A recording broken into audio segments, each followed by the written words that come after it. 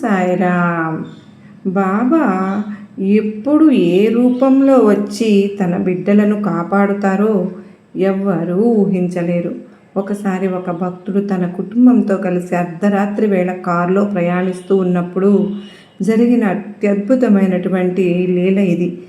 మీరు బాబా బిడ్డలైతే కనుక ఓం సాయిరామ్ అని కామెంట్ చేసి, అలాగే మరిన్ని బాబా వారి అద్భుతాలను చూడాలనుకుంటే ఛానల్ని సబ్స్క్రైబ్ చేసుకోండి. రాజు అనే భక్తుడు తన భార్యతో తల్లితో కలిసి షిరిడీ దర్శనం ముగించుకుని వస్తూ ఉన్నారు. సమయం రాత్రి 2 గంటలు అవుతుంది. రోడ్డు చాలా నిర్మానుష్యంగా ఉంది.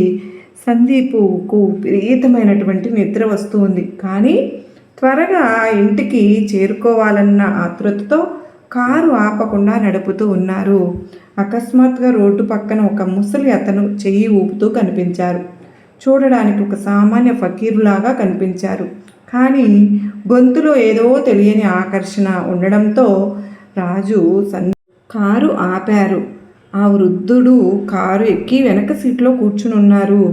సందీప్ ఇలా అన్నారు, నాయనా జాగ్రత్తగా నడుపు అని సందీప్తో అంటే, నీ కుటుంబం నిద్రపోతుంది కానీ నువ్వు నిద్రపోకూడదు నాయన, నేను నీతో మాట్లాడుతూ ఉంటానులే, నువ్వు నడుపుతూ ఉండు. గంట సేపు ఆ వృద్ధుడు ఏవో సాయినాథుని కథలు, బాబా సత్యాలు సరిగ్గా నిద్రపోనివ్వకుండా ఉత్సాహపరుస్తూ చెప్తున్నారు. సరిగ్గా ఒక మలుపు వద్ద ఎదురుగా వస్తున్న ఒక లారీ కంట్రోల్ తప్పి సందీప్ కారు వైపు దూసుకొస్తూ వృద్ధుడితో మాట్లాడుతూ ఉండడం వల్ల సందీప్ చాలా మెలకువగా ఉన్నారు కదా, వెంటనే స్టీరింగ్ తిప్పేను ప్రమాదం నుంచి తన కుటుంబాన్ని కాపాడుతుంది.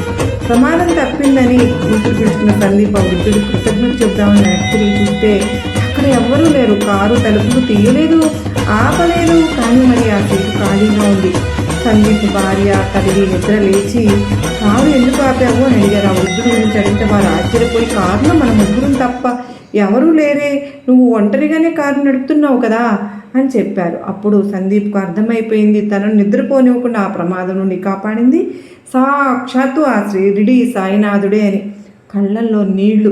అక్కడే రోడ్డుపై బాబా వారికి సాష్టాంగ నమస్కారం చేసుకున్నాడు.